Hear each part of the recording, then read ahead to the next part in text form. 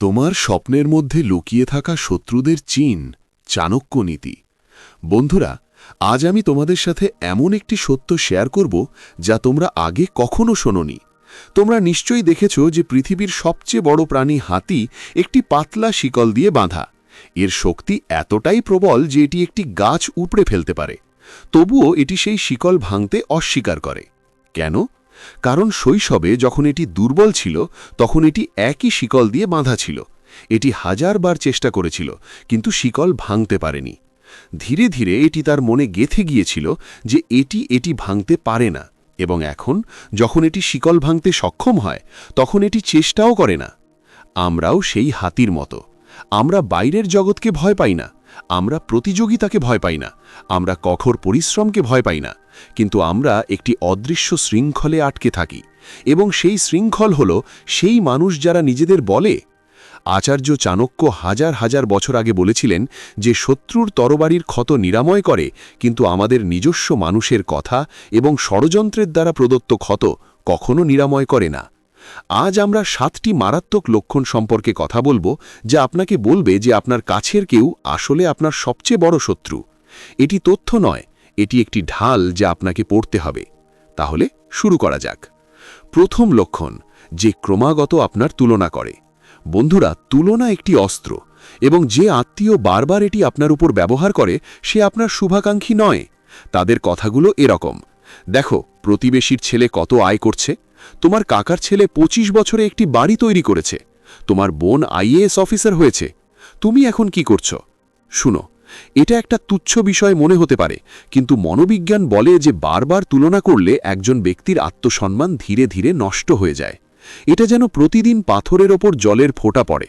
পাথরটি শক্তিশালী দেখায়, কিন্তু বছরের পর বছর ধরে এটি গভীরভাবে ক্ষতবিক্ষত হয়ে যায়। এই তুলনা আপনাকে আরও ভালো করার জন্য তৈরি করা হয়নি, এটি আপনাকে নিকৃষ্ট বোধ করার জন্য তৈরি করা হয়েছে। চাণক্য বলেন যে ব্যক্তি আপনার নিজের চোখে আপনাকে ছোট করে সে আপনার অগ্রগতি নয়, আপনার পরাজয় কামনা করে। এই ধরনের লোকদের এড়িয়ে চলার উপায় হল তাদের কথা যুক্তিসঙ্গতভাবে পরীক্ষা করা। যখন তারা তুলনা করে তখন শান্তভাবে জিজ্ঞাসা করুন, আপনি কি আমাকে অনুপ্রাণিত করার চেষ্টা করছেন নাকি আমার অর্জনগুলিকে অস্বীকার করার চেষ্টা করছেন? তাদের কাছে কোনো উত্তর থাকবে না, এবং আপনি একটি উত্তর খুঁজে পাবেন। বন্ধুরা, দয়া করে ভিডিওটি লাইক করুন এবং একটি হৃদয়গ্রাহী মিষ্টি মন্তব্য করুন। এটি করার মাধ্যমে আপনি সর্বদা আচার্য চাণক্যের আশীর্বাদ পাবেন। এছাড়াও চ্যানেলটি সাবস্ক্রাইব করতে ভুলবেন না, এবং আপনি এই ভিডিওটি কোথা থেকে দেখছেন তা মন্তব্যে আমাদের জানান। এখন আর দেরি না করে বন্ধুরা, ভিডিওটি চালিয়ে যান। ইঙ্গিত দাও। যে তোমার সাফল্যের কৃতিত্ব নেয় সে একটা সূক্ষ্ম কিন্তু অত্যন্ত বিষাক্ত সংকেত। বছরের পর বছর কঠোর পরিশ্রমের পর তুমি বড় কিছু অর্জন করো, তুমি পদোন্নতি পাও, একটা বাড়ি তৈরি হয়, তোমার ব্যবসা সমৃদ্ধ হয়, আর তারপর সেই বিশেষ আত্মীয় এগিয়ে এসে পৃথিবীকে বলে, হ্যাঁ, এতেও আমার হাত ছিল, আমি শিখিয়েছিলাম, ছোটবেলায় আমি তাকে বড় করে তুলেছিলাম, আমার সংযোগের কারণে তার কাজ সফল হয়েছিল। যে ব্যক্তি তোমার সাফল্যে 1% অবদান রাখেনি সে 100% দাবি করে। আর সবচেয়ে বিপজ্জনক বিষয় হল যে তুমি যখন ভুল করো সেই ব্যক্তিই প্রথমে তোমার থেকে দূরে সরে যায়। তারা বলে, আমি তোমাকে তাই বলেছিলাম। এটি একটি পরজীবীর মানসিকতা। যেমন একটি কীট একটি বড় গাছে লেগে থাকে, গাছের আলোতে থাকে, গাছের রস পান করে, এবং ঝড় গাছে আঘাত করলে উড়ে যায়। চাণক্যের নীতি হল সাফল্যের সময় বন্ধুকে চেনা যায় না, সংকটের সময় সে চেনা যায়। এই ধরনের লোকদের আগে থেকে তোমার সাফল্য সম্পর্কে অবহিত করো না। কাজ শেষ হলেই কেবল তাদের কথা বলো, এবং যারা কৃতিত্ব চায় তাদের ভদ্রভাবে কিন্তু দৃঢ়ভাবে বলো যে আমি আমার কঠোর পরিশ্রমকে সম্মান করি। ইঙ্গিত 3, যে তোমার পরিবারে বিভেদ সৃষ্টি করে সে সবচেয়ে বিপজ্জনক ধরনের শত্রু। সে বাইরে থেকে আসে না, সে তোমার ঘরে বসে আছে। সে ভাই হতে পারে, সে কাকা হতে পারে, অথবা ছোটবেলার বন্ধু যে এখন সে প্রতিদিন বাড়িতে আসতে শুরু করেছে। তার কাজ হল প্রলুব্ধ করা। সে তার স্ত্রীকে বলবে, ভাবি, আমি শুনেছি ভাইয়ার একটা প্রেমের সম্পর্ক আছে। সে তার মাকে বলবে, মাসি, তোমার ছেলের বউ বাড়ি ভেঙে দিয়েছে। সে তার বাবাকে বলবে, চাচা, তোমার বড় ছেলে টাকা লোকায়। এই কথাগুলোর 10% সত্যতা থাকতে পারে, কিন্তু এর 90%ই কল্পনা এবং ঈর্ষা। তাদের উদ্দেশ্য কি? তারা চায় তোমার পরিবার ভেঙে যাক। যখন তোমার পরিবার ভেঙে যাবে তখন তুমি দুর্বল হবে, আর যখন তুমি দুর্বল হবে তখন তারা তোমাকে আধিপত্য করতে পারবে। রামায়ণে রামের সেনাবাহিনী আসার সময় লঙ্কার পতন ঘটেনি। বিভীষণ শত্রুর কাছে পারিবারিক গোপন কথা প্রকাশ করতে শুরু করলে লঙ্কার পতন শুরু হয়। তোমার পরিবারের কোনো তৃতীয় পক্ষকে বিশ্বাস করো না। যদি কেউ তোমার স্ত্রী, সন্তান অথবা তোমার বাবা মা সম্পর্কে কিছু বলে, তাহলে সরাসরি সেই ব্যক্তির সাথে যাও এবং কথা বলো। মধ্যস্থতাকারী ব্যক্তি প্রায়শই দুই পক্ষের মধ্যে গল্পটি বিকৃত করে। চাণক্য বলেছেন যে দুজন মানুষের মাঝখানে দাঁড়িয়ে আগুন জ্বালায় সে উভয়েরই শত্রু।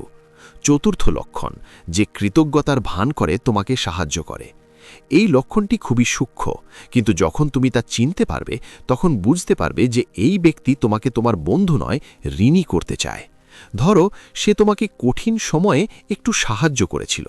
হয়তো সে তোমাকে 10,000 টাকা ধার দিয়েছিল, হয়তো সে তোমাকে কোথাও সুপারিশ করেছিল, কিন্তু তারপরে সে সারা জীবন সেই অনুগ্রহের পুনরাবৃত্তি করবে, প্রতিটি বিষয়, প্রতিটি অনুষ্ঠানে। মনে আছে যখন আমি তোমাকে সাহায্য করেছি? আমি যদি সেখানে না থাকতাম তাহলে তুমি কোথায় থাকতে? আমি তোমার জন্য এত কিছু করেছি, আর তুমি কি করেছ? বন্ধুরা, সত্যিকারের সাহায্য হলো যা কৃতজ্ঞতার বোঝা ছাড়াই দেওয়া হয়। একজন সত্যিকারের মানুষ সাহায্য করে এবং তা ভুলে যায়। একজন মিথ্যাবাদী তোমাকে সাহায্য করে এবং সারা জীবন তোমাকে এটা মনে করিয়ে দেয়। এইভাবে সে তোমাকে মানসিকভাবে দাস করে রাখে। তুমি সব সময় তার প্রতি ঋণী বোধ করো এবং এই ঋণের কারণে তুমি তার বিরোধিতা করতে পারো না। তুমি তার অন্যায় মেনে নিতে থাকো। চাণক্যের নীতি হল, যে টাকা ধার দিয়ে তোমার প্রভু হতে চায় তার কাছ থেকে ধার করো না, অথবা তার কাছে ঋণীও হয়ো না। যত তাড়াতাড়ি সম্ভব তার সাথে হিসেব মিটিয়ে ফেলো, কারণ ঋণের সূত্রে আবদ্ধ ব্যক্তি কখনোই মুক্ত হতে পারে না। পঞ্চম লক্ষণ, যে তোমার অনুপস্থিতিতে তোমাকে অপমান করে সে সবচেয়ে কাপুরুষ লক্ষণ। তারা মুখোমুখি বলার সাহস করে না, তারা পিছন থেকে গুলি করে। যখন তুমি কোনো পারিবারিক অনুষ্ঠান ছেড়ে যাও তখনই আসল গল্প শুরু হয়। আরে, সে এত অহংকারী, তার স্ত্রী তাকে আটকে রাখে। তুমি কি শুনেছ তার ব্যবসা অর্থ হারাচ্ছে? সে কেবল ভান করছে, বাস্তবতা অন্য কিছু। আর এই গুজব ধীরে ধীরে পুরো পরিবারে ছড়িয়ে পড়ে। মানুষ তোমার থেকে নিজেদের দূরে সরিয়ে নিতে শুরু করে। সম্পর্ক ঠান্ডা হয়ে যায় এবং তুমি বুঝতে পারো না কি হয়েছে। তুমি ভাবছ আমি কারোর কি ক্ষতি করেছি, কিন্তু সত্য হলো কেউ তোমার সম্মানের দেয়ালে পাথর ছড়ে ফাটল ধরেছে। এটা এড়ানোর একটাই উপায়, তোমার কাজকে কথা বলতে দাও। যে ব্যক্তি ফলাফল প্রদান করে তার মন্দতা স্বয়ংক্রিয়ভাবে থেমে যায়। তোমার সাফল্যই সবচেয়ে বড় উত্তর। আর যখন তুমি জানতে পারবে যে তোমার পিছনে কথা বলা ব্যক্তিটি কে, তখন তাদের একটা সুযোগ দাও। তাদের মুখোমুখি ডেকে শান্তভাবে জিজ্ঞাসা করো, আমি তোমাকে এটা বলতে শুনেছি, এটা কি সত্যি? তাদের মুখ বাকিটা প্রকাশ করে দেবে। 6 নম্বর লক্ষণ, এমন কেউ যে তোমার সীমানাকে সম্মান করে না। প্রতিটি সম্পর্কেরই সীমানা থাকে এবং একটি সম্মানজনক সম্পর্কের ক্ষেত্রে সেই সীমানাকে সম্মান করা হয়। কিন্তু যে ব্যক্তি তোমার শত্রু সে ইচ্ছাকৃতভাবে তোমার সীমানা অতিক্রম করে।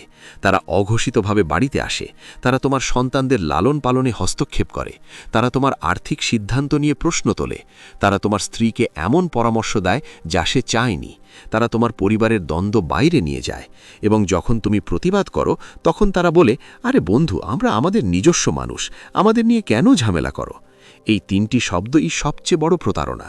ঘনিষ্ঠতা এবং নির্লজ্জতার মধ্যে পার্থক্য আছে।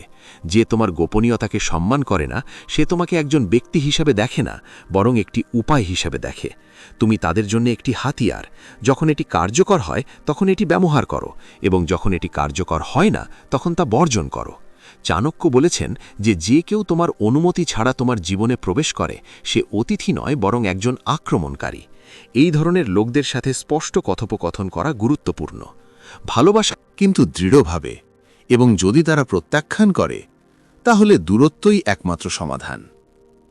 সপ্তম চিহ্ন, যে তোমার সুখের পথে বাধা সৃষ্টি করে। শেষ এবং সবচেয়ে স্পষ্ট লক্ষণ হল তুমি সুখের খবর পাবে। বিয়ে, একটি শিশু, একটি পদোন্নতি, একটি নতুন বাড়ি, এবং ব্যক্তিটি কোনোভাবে এতে দোষ খুঁজে বের করে। হ্যাঁ, এটি চমৎকার, কিন্তু এই এলাকাটি ঠিক নয়। বাড়িটি সুন্দর, কিন্তু তুমি কিভাবে ইএলআই পরিশোধ করবে? তোমার একটি সন্তান হয়েছে, কিন্তু এই সময়ে খরচ বাড়বে। তাদের প্রতিটি আনন্দের সাথে একটি কিন্তু যোগ করার অভ্যাস আছে।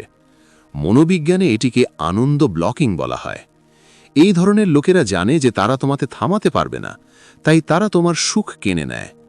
তোমার আনন্দ কেনে নেওয়া তোমার আত্মাকে ভেঙে দেয়, এবং একটি ভেঙে পড়া আত্মা একজন ব্যক্তিকে এগিয়ে যেতে বাধা দেয়। এটি একটি ধীর বিষ। এর একটি প্রতিকার আছে। এই ধরনের লোকেদের সাথে তোমার সুখ ভাগ করে নিও না। যারা তোমার সুখকে বাড়িয়ে তোলে, হ্রাস করে না, তাদের সাথেই ভাগ করে নাও। চাণক্যের বার্তা। বন্ধুরা, এই 7টি লক্ষণ চিনতে পারা দুর্বলতা নয়, এটিই সবচেয়ে বড় জ্ঞান। জল কোনো জাহাজ ডোবায় না। জল কেবল তখনই তোমাকে ডুবিয়ে দেয় যখন তা ভেতরে প্রবেশ করে। পৃথিবী তোমাকে পরাজিত করতে পারে না। কেবল যাদের তুমি প্রবেশ করতে দাও, তারাই তোমাকে পরাজিত করতে পারে। চাণক্য বলেছিলেন, তোমার শত্রুকে চেনো। সে বন্ধুর ছদ্মবেশে আসে। সে টেবিলে আত্মীয়ের মতো বসে। সে ভালোবাসার ভাষায় কথা বলে, কিন্তু তার কাজ তাকে প্রকাশ করে। তাই কারো কাজ দেখুন, তাদের কথা নয়। কারো অভ্যাস দেখুন, তাদের প্রতিশ্রুতি নয়। কারো আচরণ দেখুন, তাদের দাবি নয়। এবং যখন তুমি অনুভব করো যে কেউ এই 7টি লক্ষণের মধ্যে বেশ কয়েকটি দেখাচ্ছে, তখন তাদের সাথে লড়াই করো না, ঝগড়া করো না। ধীরে ধীরে নিজেকে দূরে সরিয়ে নাও। কারণ একজন জ্ঞানী ব্যক্তি তার শক্তি নিজেদেরকে শক্তিশালী করার জন্য ব্যয় করে, তাদের শত্রুকে ধ্বংস করার জন্য নয়। যখন তুমি এত শক্তিশালী হয়ে ওঠো যে কেউ তোমাকে ভাঙতে পারবে না, তখনই তুমি সত্যিকার অর্থে বেঁচে থাকবে। বন্ধুরা, যদি এই ভিডিওটি তোমাকে ভেতর থেকে জাগিয়ে তোলে, তাহলে দয়া করে একটি মন্তব্য করুন, আমি আমার জীবনের অধিনায়ক। কারণ শব্দ সংকল্পে পরিণত হয়, এবং সংকল্প জীবন বদলে দেয়। দয়া করে এই ভিডিওটি তাদের সাথে শেয়ার করুন যাদের এটির প্রয়োজন। সম্ভবত তোমার একটি শেয়ার কারো জীবন বাঁচাতে পারে। চ্যানেলটি সাবস্ক্রাইব করুন, বেল আইকনটি টিপুন, কারণ এখানে আমরা এমন কিছু বিষয় নিয়ে কথা বলবো যা অন্য কেউ আপনাকে বলবে না। আর মনে রাখবেন, সম্পর্ক রক্তের নয়, হৃদয়ের।